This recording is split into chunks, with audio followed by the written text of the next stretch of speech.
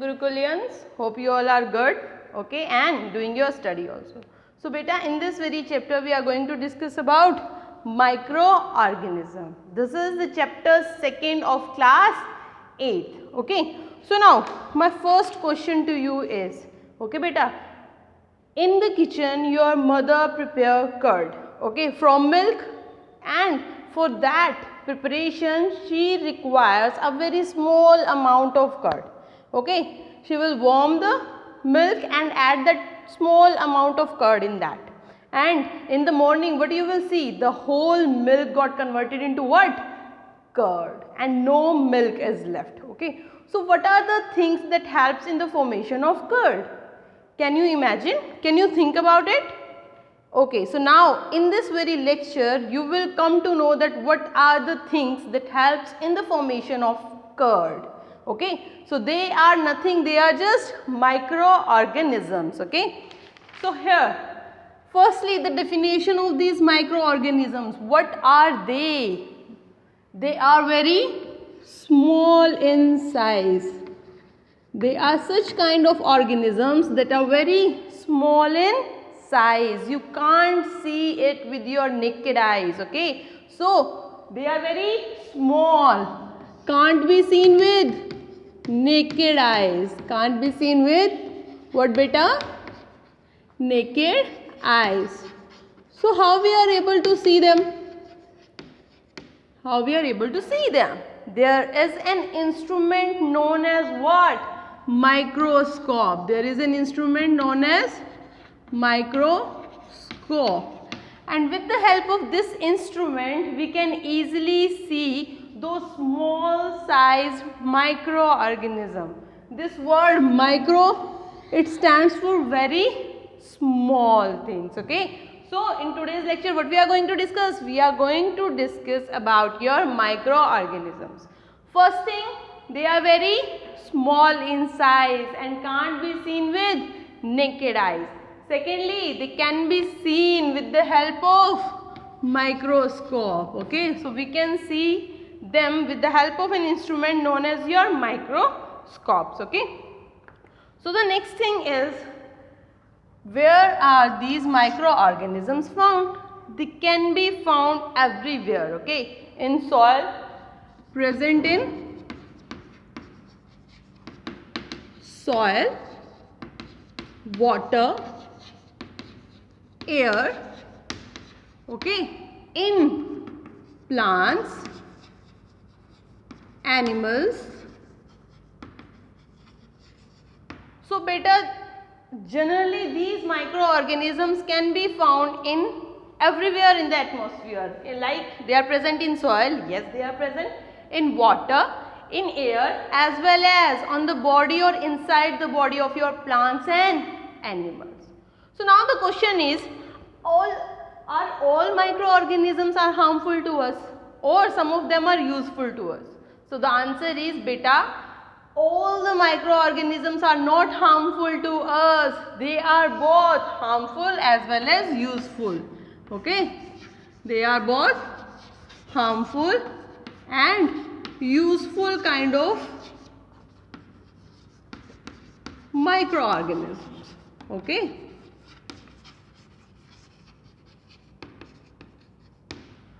So now those microorganisms which are harmful in nature, they are known as germs. They are known as germs or pathogens. What they are known as beta? They are known as germs or pathogens, okay. And the useful microorganisms, like microorganism, they help in curd formation, okay. Yeast helps in what? We are going to use in bread formation, okay, so that they will become fluffy in nature, okay beta. So in today's lecture we are going to discuss about your microorganism. They are very small, can't be seen with naked eyes, but we can see them with the help of microscope. Very good. They are present almost everywhere, in air, soil, water, plants, animals, okay. They are harmful as well as useful. So the harmful microorganisms are known as what? Your pathogens, or you can say that germs. But in today's lecture, okay, one more thing I would like to say is these microorganisms, they are both unicellular as well as multicellular. Unicellular and multicellular. So they are both what? They are both unicellular as well as your multicellular. Okay. So now what is unicellular and multicellular? Unicellular. The word is unicellular. Uni stands for one. Cellular, cell. So those microorganisms that are made up of only one cell, they are known as unicellular organisms, and multicellular. Multi stands for more than one. Okay, number of cells are present in multicellular organisms. Okay, so now in this very lecture we are going to discuss about your 5 categories, okay, in which we divided these microorganisms. They are your bacteria, okay, fungi, protozoa, virus. These are the categories that we are going to discuss in today's lecture, okay, and we are going to enlist them, whether they are multicellular organisms, whether they are unicellular organisms, okay, where they are found and which kind of disease they are going to cause to us. So the first one is your what? Bacteria. First one is, so microorganism in today's lecture we are going to discuss in detail, and further we are going to discuss its types also. So now first one is your bacteria. First one is bacteria. Then protozoa. Then your fungi. Okay. Next is algae. And the very last is your virus. Okay. These are the things that we are going to study in today's lecture. So the first regarding your bacteria. First thing, whether they are unicellular or they are multicellular. They are unicellular. They are unicellular in nature. Unicellular means they are made up of only one cell, and that particular cell is going to perform the whole function of the body. Human beings, we are multicellular because what? We are having different kinds of cells performing different functions, okay. But in unicellular organisms, what you are having? You are having only one single cell that is going to perform all kinds of function in that particular organism. Okay, beta. So only one type of cell is present in bacteria. So they are unicellular in nature. Very good. The next thing about is where they are found. They are found in soil. Okay. They are found in your hot springs as well as organic matter. Organic matter means beta dead and decay. Dead and decay, left out part of your plants, animals, okay, they are the organic matters which is easily decomposed by these bacteria, okay. And they, on the basis of their shapes, they are of 4 types. Based on their shapes, they are of 4 types. Firstly, the first shape is your rod shape. First is rod shape. Second is your spherical. Second is spherical. Very good. The third one is coma shape. Third one is coma shaped. And your fourth is your rod shape. Fourth is, first is rod na beta? Yes. Rod, spherical, okay, coma and spiral. So based on their shapes, in the book on page number 26, the book is Amazing Science. on page number 26 you can easily see the pictures.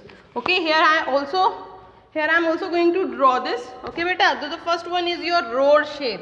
The name is bacillus. The name is bacillus, and you have to remember the name along with the shapes. So rod shape is just like your rod.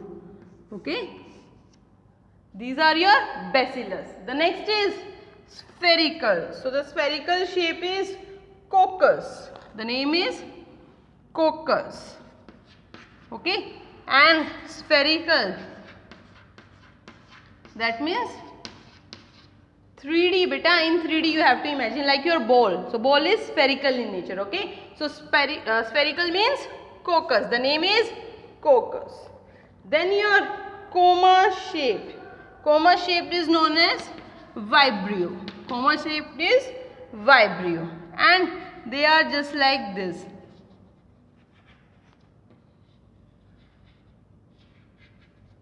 Okay, so they are your coma shaped bacteria. And the last is your spiral shaped, known as spiral shaped is spirillum. spirillum,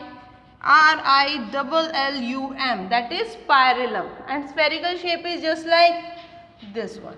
Okay, so on the basis of their shape we divided bacteria on 4 types: rod shape, bacillus; spherical, coccus; coma shaped, vibrio; and spiral shaped is your what? Spirillum.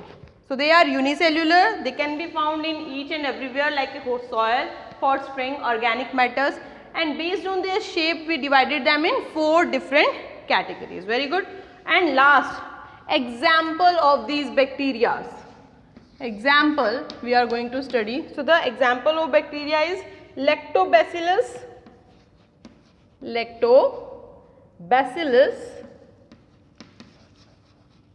and your streptococcus. So in each and every category you have to remember the 3 different things. Firstly, unicellular or multicellular. Second, where they are found, their types, as well as their examples, okay. So this is all about the bacteria part. The next is your protozoas. Okay, they are also unicellular organism. Protozoa, they are also what? Unicellular organism. That means they are also made up of only one single cell that is going to perform the overall functions. Okay, the next is where they are found. They are found in soil, fresh water, sea water.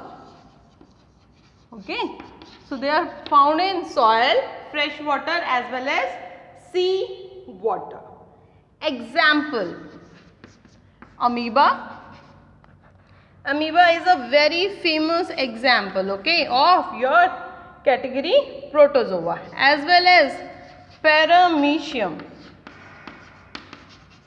Okay, so unicellular, they are unicellular organism made up of one cell. They are found in soil, fresh water as well as your sea water. Good. And the next thing beta, example, that is your amoeba as well as paramecium. Okay, so the shape of amoeba is like this. Okay, and we are having only one single cell performing all the functions. Okay, so this is your amoeba. The next thing is some protozoas, they live inside the body of living organism and cause disease. That means disease causing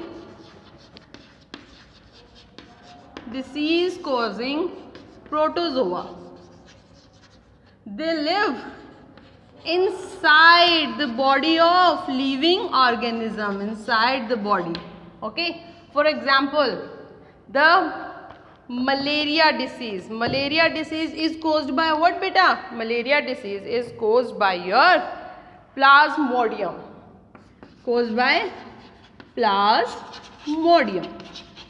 It causes the disease of what? Malaria in human beings. Okay. So, with respect to protozoa, what we have to remember, or what we have to we have the information that these protozoas, they are unicellular, the first thing, and they are found in soil, fresh water, seawater, seawater, okay, and their examples are what? Amoeba as well as your Paramecium. Okay, got it? And the examples are your disease causing protozoa. Some of the protozoas, they are also disease causing, and the examples are your malaria disease is caused because of Plasmodium protozoa, and it live inside the body of human being. Okay. So the next thing is your fungi. Now we are going to discuss about fungi, whether it is unicellular or it is multicellular organism. Okay. So the next thing is your fungi. So now it can be, beta, fungi, it can be unicellular or it can be multicellular. That means there are some type of fungi that are made up of single cell, and are unicellular, but there are different kinds of fungi. We are also having multicellular fungi also, that is made up of more than one cell. Okay. Second thing, where they are found? They are both uni as well as multi. They are found in what? Warm and humid climate. Warm and humid. Warm means beta temperature is high, and humid means the air in the atmosphere contain what? Water droplets, moisture in it. So that is known as your humidity. So two types of conditions should be satisfied for the existence of your fungi. Okay. Third thing is about that they are also found on dead and decaying parts of your food. Okay. That means those things that are now dead and decayed, because these fungi, they can survive on this dead and decayed part of your organic matter, or you can say that the plants, the food. Okay. The next is fallen logs. Fallen logs of your plants, animals, they are also present on dead and decaying parts. Okay. The fourth point regarding this is, can fungi grow on human being? Yes or no?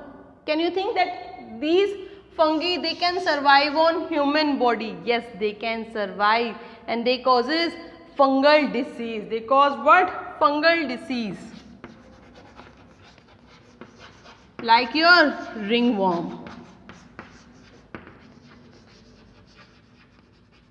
Okay, so ringworm is a disease caused by your fungi. Okay, and you feel itching on that particular area because of the presence of your fungi. So now the next is an example. The example is Alternaria. Alternaria. Okay, it is an example of your fungi. Yeast, bread mold. Okay, so these are your different examples of the fungi. So fungi, the main difference is from bacteria and protozoa, they both are unicellular, but this fungi, it can be unicellular as well as multicellular. Okay, where they are found? In warm and humid conditions. In warm and humid conditions. Very good. The next is whether they can survive on dead and decaying part. Yes, they are present on dead and decaying organic matter like your food as well as the fallen logs of plants. Okay, as on human beings, are they present on human body? Yes, they are present, and they caused disease like your ringworm. Okay, and the example is Alternaria, yeast as well as bread mold. Okay beta, so in today's lecture we discuss these three categories: bacteria, protozoa as well as your fungi. In the next lecture, we will discuss about your algae as well as the virus, okay. And as you know that COVID-19 is okay, now you have to search it whether this COVID-19 is caused by virus, algae, fungi, protozoa or bacteria. That means which type of microorganism is responsible for this very harmful disease, okay, this COVID-19. Okay beta, this is a very serious disease, as you know, and today it is prevailing, okay. So I think you got that lecture, and see you in the next lecture. So all the best, good luck.